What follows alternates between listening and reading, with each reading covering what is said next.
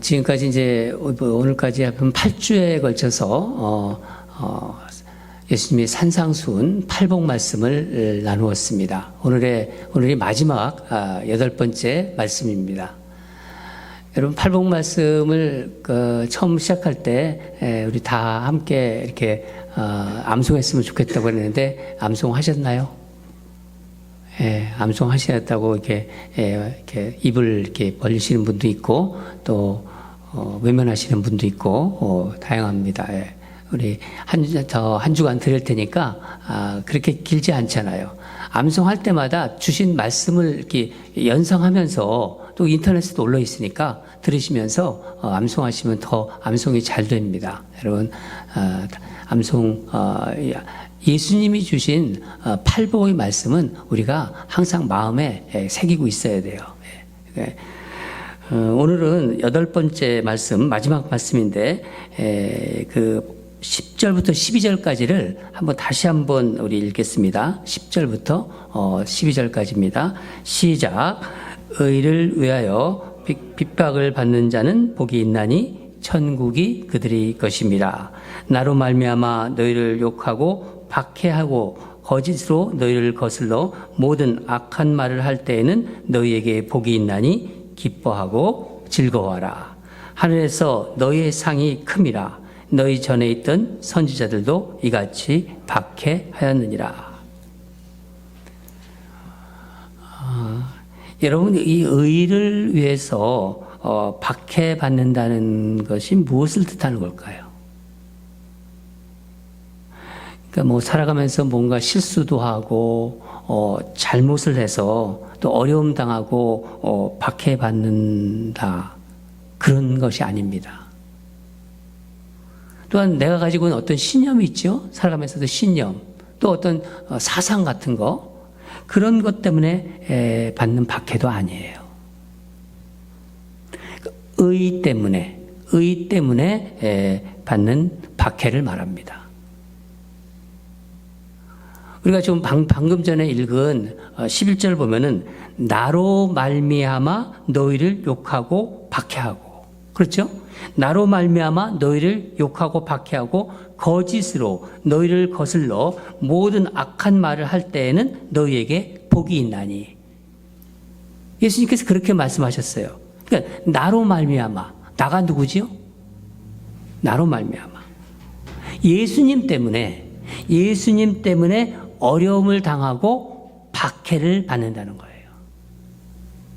그러니까 의는 여기서 바로 예수님을 말씀하시는 거예요. 예수 믿는다는 이유 때문에 당하는 모든 박해가 바로 의를 위한 박해입니다. 여러분 한번 박해를 생각해 보면 이 핍박 같은 거, 박해나 핍박이나 같은 말이에요. 이 핍박을 생각하면요, 감옥에 잡혀가고 때로는 순교당하는 거, 그런 것이 연상되죠. 예. 그러나 사실 그것만이 핍박이 아니에요. 그게 박해가 아닙니다. 예수 믿는 것 때문에 우리 욕먹잖아요. 욕먹을 때가 있었잖아요. 심지어 가족들한테도 욕을 먹어요. 예수 믿는 것 때문에. 믿는 것 때문에. 손해보잖아요. 손해보는 거 알면서도 우리 손해봅니다. 예수 믿는 것 때문에. 고난당하는 것, 이 모든 것이 다 박해예요. 여러분, 이런 일은 살면서 많이 경험할 수 있어요. 직장에서도 경험할 수 있고, 때로는요 가정에서도 경험할 수 있고, 어느 곳에서나 그런 일은 있을 수 있습니다.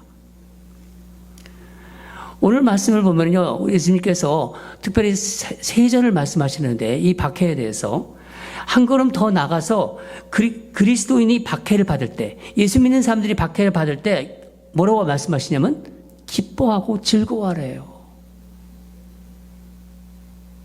12절을 보면은 기뻐하고 즐거워하라. 하늘에서 너희의 상이 큼이라. 너희 전에 있던 선지자들도 이같이 박해하였느니라. 여러분, 이 말씀이 우리 마음에 이렇게 그냥 훅 들어옵니까? 참 힘들죠? 근데 우리가 믿는 예수님의 말씀이에요. 우리 정서로는 이게 이해가 안 되는 참 충격적인 말씀이에요. 아니, 박해를 받는 걸 기뻐하라니, 즐거워하라니.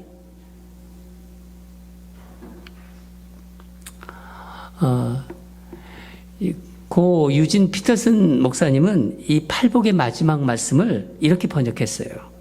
제가 한 부분만 읽겠습니다. 하나님께 헌신했기 때문에 박해를 받는 너희는 복이 있다. 그 박해로 인해 너희는 하나님 나라에 더 깊이 들어간다.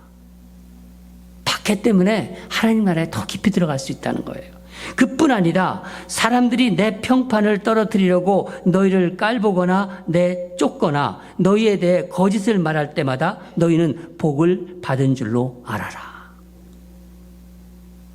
그들이 그렇게 하는 이유는 진리가 너무 가까이 있어서 그들이 불편을 느끼기 때문이다.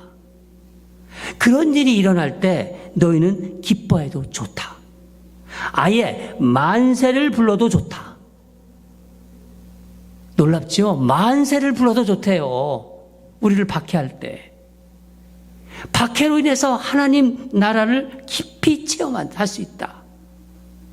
박해가 올 때 만세를 불러라. 놀라운 말씀입니다. 여러분, 어떻게 박해받는 것을 기뻐하며 즐거워할 수 있을까요? 우리 정서로. 만세를 부르라? 말로는 할 수 있지만은요, 인간의 능력으로는 불가능해 보이죠. 일반적으로 정서가요, 박해가 오면은요, 어떻습니까, 우리가? 힘듭니다. 그렇죠. 견디기가 힘들죠. 그리고 때로는 억울하고, 화도 나고요, 화가 나고, 또 그냥 기회가 있으면 보복하고 싶은 마음도 들지요. 어쩔 수 없으면 막 낙심하고 절망하기도 합니다. 그런데 우리 예수님은 박해받을 때, 우리가 박해받을 때 기뻐하고 즐거워하래요. 우리 정서하고는 참 먼 얘기를 지금 하고 계십니다. 하나님의 어떤 도우심이 없으면요, 이런 정서는 우리가 자연스럽게 갖기는 참 어려워요. 솔직하게 말하면요. 저도 그렇고 여러분도 그렇겠죠. 그러면 왜 이런 말씀하시냐? 박해를 대하는 관점이 완전히 바뀌어져야 돼요.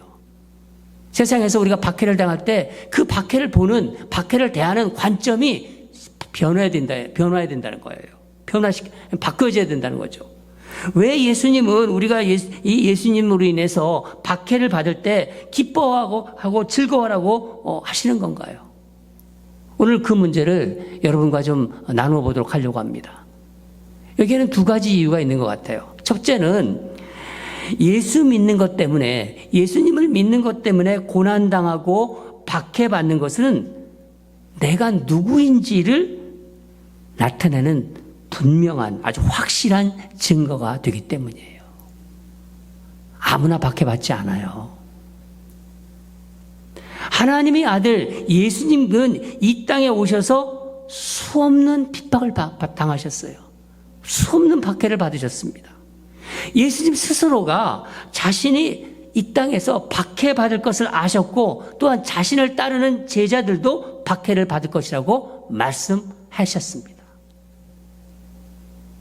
요한복음 15장 18절에서 19절을 보면은 세상이 너희를 미워하면 너희보다 먼저 나를 미워한 줄을 알라. 너희가 세상에 속하였으면 세상이 자기 것을 사랑할 것이나 너희는 세상에 속하지 아니한 자요. 도리어 내가 너희를 세상에서 택하였기 때문에 세상이 너희를 미워하느니라. 우리는 예수 믿는 사람들 다 같이 세상에서 살지요. 그렇죠?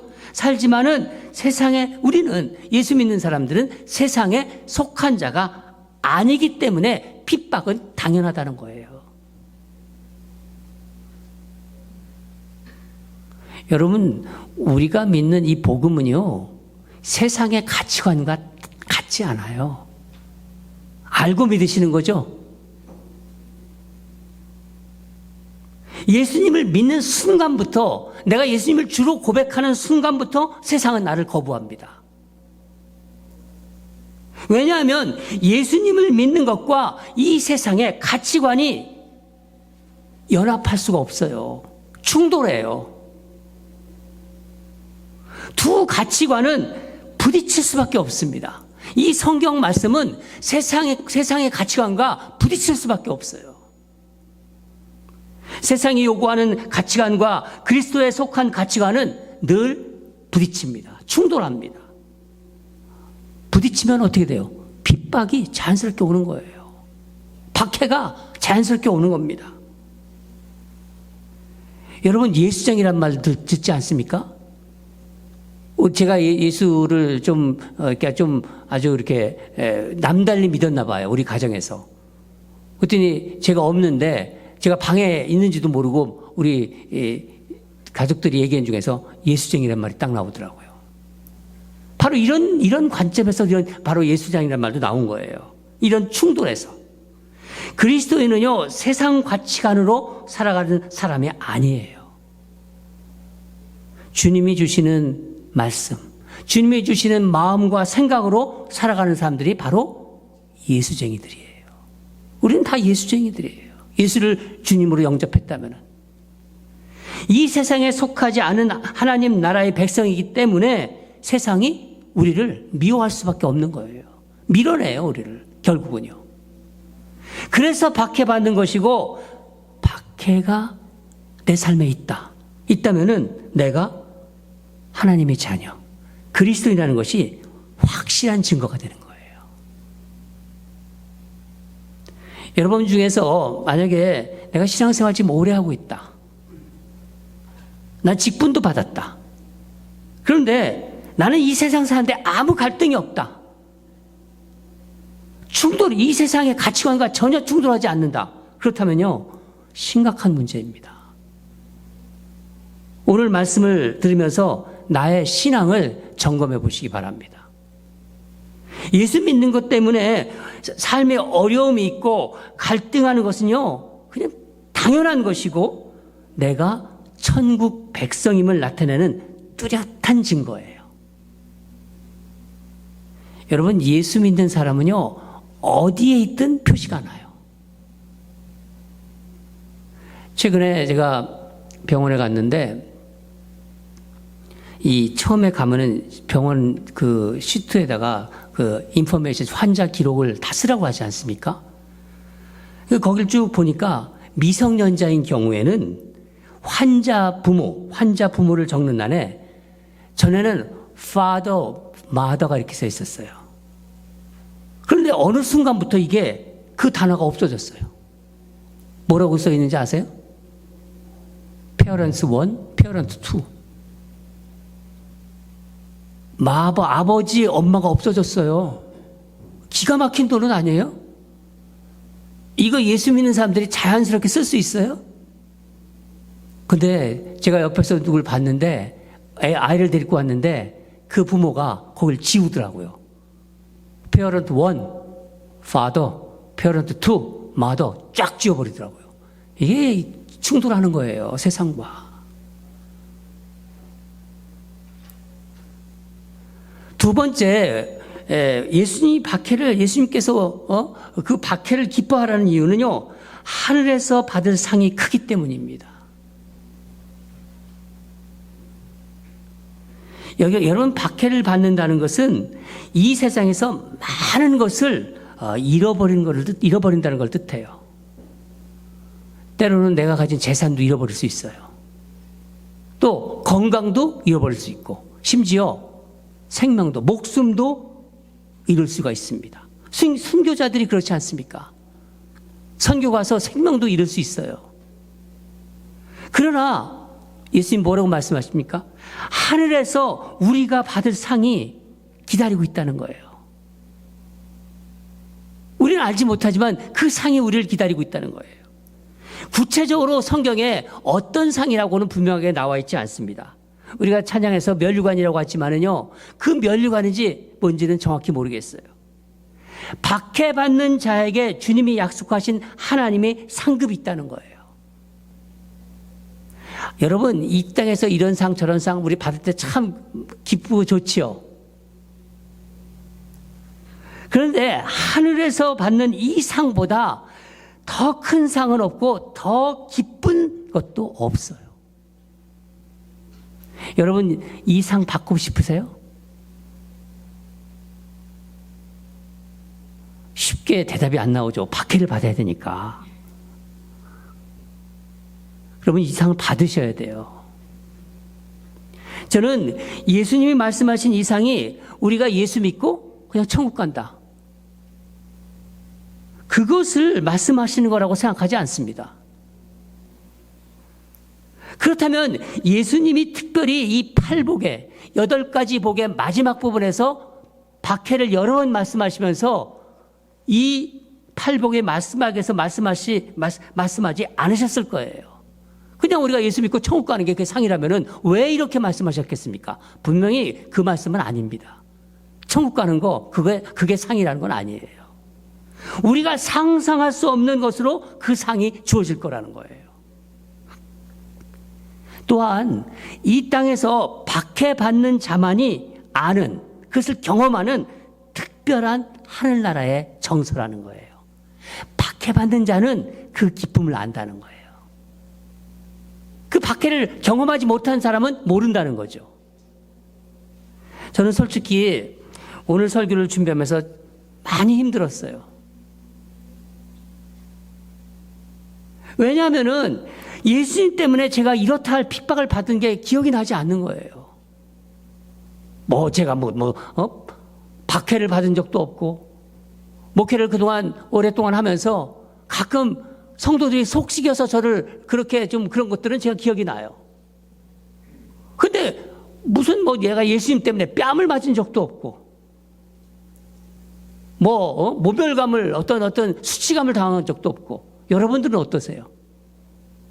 예수님 때문에 뺨 맞아 보신 분? 설교를 쓰다가 도저히 쓸 수가 없는 거예요. 왜냐면 내 자격이 없는 것 같아요, 너무. 하나님, 저희 설교할 자격이 없습니다. 그래서 그냥 딱 내려놨어요. 그리고 기도하기 시작했습니다. 제가 무슨 박해를 받았는지 도무지 기억나지 않습니다. 어떻게 이 박해받지 않은 목사가 사랑하는 성도들한테 설교를 할 수 있습니까? 제 마음이 되게 무겁더라고요. 계속 기도하는데 제 마음속에서 이런 음성이 들렸습니다. 네가 지금까지 무슨 자격이 있어서 설교하는 줄 아니? 정말 성령께서 주시는 마음 같아요. 너 자격 있어서 설교하는 게 아니다. 내가 세웠기 때문에 너는 설교하는 거다. 그 마음을 주신 거예요. 내 백성을 위해서 설교해라. 내 백성을 위해서 설교하라. 또한 너를 위해서 설교하라. 이 마음을 성령님께서 주셨어요. 그래서 제가 이 음성에 용기를 얻어 이렇게 설교를 하고 있는 것입니다. 여러분, 이 지구상에 예수님을 믿는 것 때문에 핍박이 가장 심한 곳이 어디라고 생각하십니까? 떠오르는 곳이 없으세요? 조미숙 집사님 뭔가 막 얘기하시려고 그러는데, 많은 신학자들이 공통적인 생각이 안타깝게도 저 북한이래요. 북한. 탈북자들의 이야기를 우리가 듣지 않습니까? 이 탈북자들이 간증을 들으면 북한에서 예수님을 믿다가 발견되잖아요. 발각되면은요, 바로 보위부에서 끌고 간대요. 그래서 수용소에다 집어넣어요. 정치범 수용소에다 집어넣는데요, 이상하게. 그리고 거기서 죽도록 일한대요. 일하다가 마지막에는 총살당한답니다. 오래전에 캘리포니아에 있는 한 대형 교회에서 크리스찬 북한 포럼 및 통곡 기도회라는 것이 열렸어요. 그곳에 북한 14호 정치범 수용소를 이제 탈출한 탈북 형제의 간증을 듣게 되었는데 큰 충격을 받았습니다. 이 형제의 정치범 수용소 그 탈출 과정도 정말 기막힌 하나님의 은혜더라고요. 그런데 제가 더 충격을 받은 것은 그 형제가 보여준 동영상, 수용소에서 그리스도인들이 처형되는 모습이에요. 그 동영상을 봤습니다.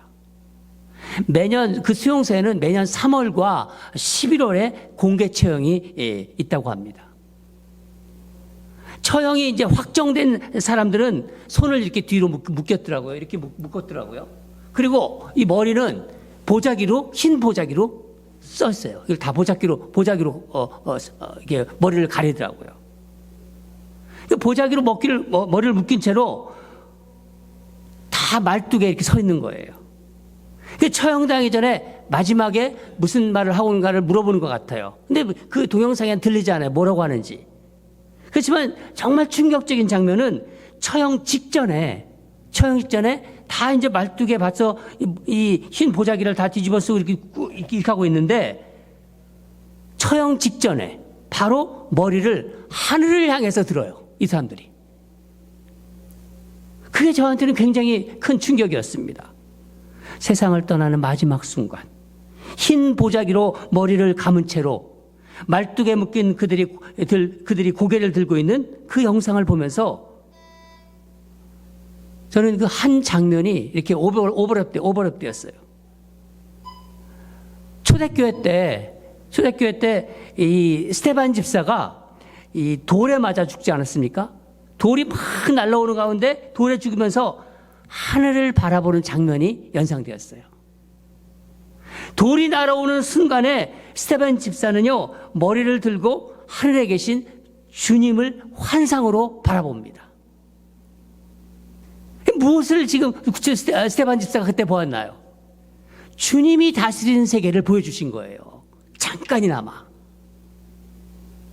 스테반 집사는 죽음 직전에 하나님의 임재를 경험하면서 소리칩니다. 사도행전 7장 55절에서 56절을 보면은 스테반이 성령 충만하여 하늘을 우러러 주목하며 하나님의 영광과 예수께서 하나님 우편에 서신 것을 보고, 예수님이 서신 장면을 보여주신 거예요. 말하되 보라, 하늘이 열리고 인자가 하나님 우편에 서신 것을 보노라. 돌은 날아오는데 그 장면을 하나님께서 보여주신 것입니다. 얼마나 행복했겠어요.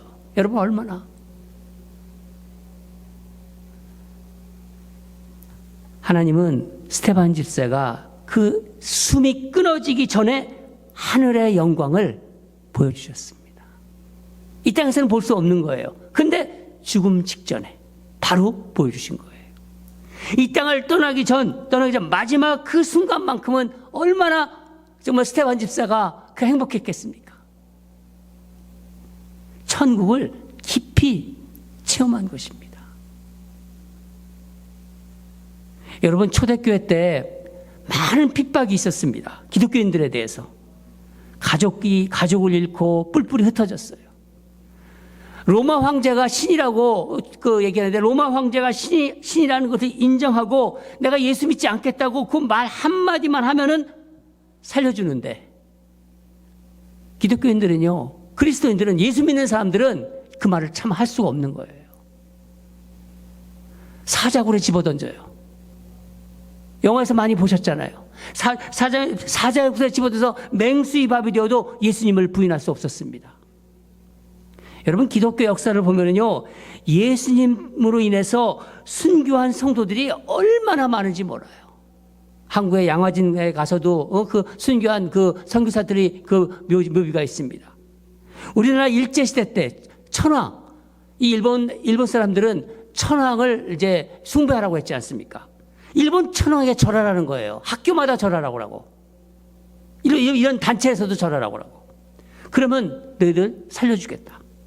그런데도 예수님을 배반하는 그 한마디를 할 수가 없어서 순교한 우리 믿음의 선조들이 많습니다. 저는 여러분도 아시는 주기철 목사님의 그 마지막 설교를 제가 기억합니다. 못합니다. 그리스도 신부는 일본 신상에게 절할 수 없습니다. 이 목숨 하나만이라도 주님께 드리리라. 여러분, 이게 우리 기독교의 역사입니다. 우리가 그래서 이 자리에 있는 것입니다. 요즘 이 미국 같은 이 살기 좋은 세상, 이런 핍박이 있습니까? 그러나 우리 믿음의 선배들은 예수 믿는 것 그 때문에 모진 핍박을 받았습니다. 오늘 예수님께서 주신 이 팔복의 마지막 말씀, 의를 위하여 박해를 받는 자는 복이 있나니 천국이 그들의 것입니다. 이 박해를 다른 팔복 말씀 중에서 마지막 말씀만 박해에 대해서 2번 강조하셔요. 그 이유가 있을 거예요. 2번씩이나 강조하시는 이유. 여러분, 이 말씀이 여러분에게는 어떻게 들리십니까? 우리에게 예수님은 어떤 분이십니까? 우리가 매주 예배를 드리잖아요. 내가 믿고 있는 예수님은 여러분에게 어떤 존재이십니까? 예수님은 우리를 사랑하셔서 당신의 모든 것을 주셨어요. 생명까지도 아낌없이 주셨습니다. 여러분은 주님을 위해서 어디까지 할 수 있습니까? 어디까지 주님을 위해서 할 수 있습니까? 저는 말씀을 준비하면서 최근에 들었던 한 목사님의 간증이 생각났어요. 이 목사님의 가족은 이제 그 어머니, 목사님 어머니하고 또 목사님과 사모님, 그리고 아들 셋, 그러니까 총 6명의 가족입니다. 가족이 6명이죠. 목사님은 항상 이제 한 4, 50년 신앙 그 목회를 해오신 분이에요. 그러니까 연세가 드셨죠. 목사님 항상 주님을 위해서라면, 내가 예수님을 위해서라면 나의 모든 것을 드릴 수 있다고 그렇게 말하고 그렇게 생각하고 살았던 분이세요. 근데 이제 60대 말이 되었을 때, 70이 가까웠을 때 목사님이 암에 걸리셨어요. 그래서 어떻게 될지 뭐 알 수가 없는 거죠. 그래서 어느 날 자신이 이제 앞일을 생각할 수 없으니까 가족들을 다 모으라고 하고 또 어머니도 오시라고 그래가지고 다 가족회의를 했습니다. 그래서 자신이 가진 재산이 있었는데 재산이라고 많지는 않았어요. 근데 그 재산을 분배하고 싶어서 가족들을 다 모으라고 했어요. 6명이 다 모인 것입니다. 그래서 우리 가족이 6명이니까 6분의 1씩 나누자. 자녀에게 똑같이 6분의 1씩 뭐 큰 아들 작은 아들 상관없이 어머니 다 합해서 6명이니까 6분의 1씩 재산을 나누었습니다. 그 다음날 이제 새벽 기도 시간에 그 주님께 이 말씀을 드린 거예요. 자기가 6분의 1씩 재산을 나눈 것에 대해서 말씀을 드렸습니다. 주님, 제 모든 재산을 우리 온 가족에게 똑같이 나누었습니다. 그렇게 주님께 기도를 했더니 바로 마음속에 이런 음성이 들어요. 나는 그러더래요. 나는 머리를 이렇게 한 대 얻어맞은 것 같더래요. 너는 나를 아버지라고 하면서 나는 왜 빼놓았니? 그러더라고요. 나는 내 가족이 아니니? 내가 수없이 예배 드리면서 아버지라고 하면서 나는 내 아버지 아니니? 계속 그런 음성이 마음속에 들리더래요. 아주 크게 깨닫고 내가 무슨 짓을 한 건가? 그래서 가족들을 다 다시 모으라고 그랬대요. 모으라고. 어머니도 모으라고 하면서 우리 아버지를 빼놓았다. 우리가 아버지를 이렇게 빼놓았다. 그러면서 이제 7분의 1씩 나누자. 우리 아버지를 넣어야 된다. 그러면서 이제 6분의 1에서 재산을 7분의 1씩 나눴다고 합니다. 그러고 나서 정말 기쁘더래요. 너무너무 기쁘더래요. 몸은 건강하지 않지만은 마음이 편하고 너무나 기쁘고 하나님께 감사하고. 그날 하나님은 비로소 목사님의 가족이 되었대요. 하나님 아버지가 이제 온전히 되셨다고 고백한 그 간증이 생각났습니다. 저는 이 소박한 간증이 그리스도의 삶이 아닐까 그렇게 생각합니다.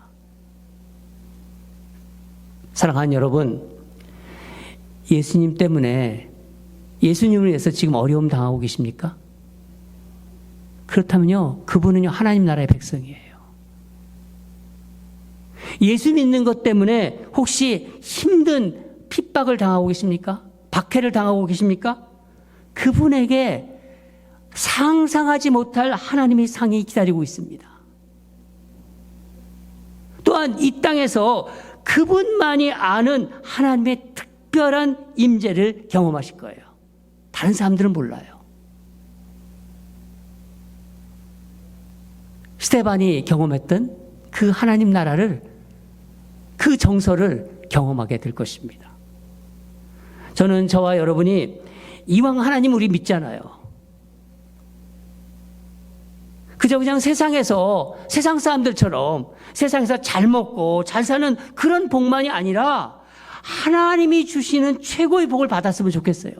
저는 그런 욕심이 생겨요. 예수님으로 인해서 어려움이나 박해를 받고 있다면요, 여러분 기뻐하고 즐거워하시기 바랍니다.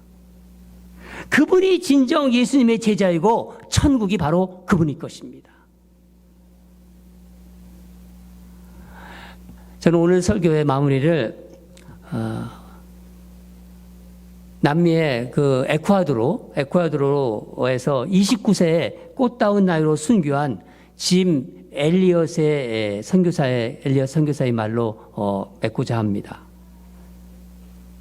29살의 그 젊은, 장래가 촉망되는 그 젊은 선교사가 에콰도르의 원주민에게 그 창에 찔려 죽으면서 그 전에 했던 이전에 이런 말을 했습니다. 영원한 것을 위해 영원하지 않은 것을 버리는 자는 결코 어리석은 자가 아니다. 영원한 것을 위해 영원하지 않은 것을 버리는 자는 결코 어리석은 자가 아니다.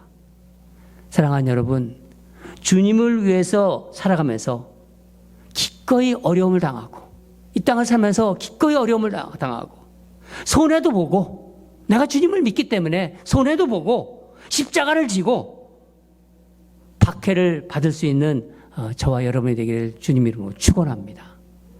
다 같이 기도하겠습니다. 하나님 아버지, 팔복의 마지막 말씀, 의를 위하여 박해를 받는 자는 복이 있나니 천국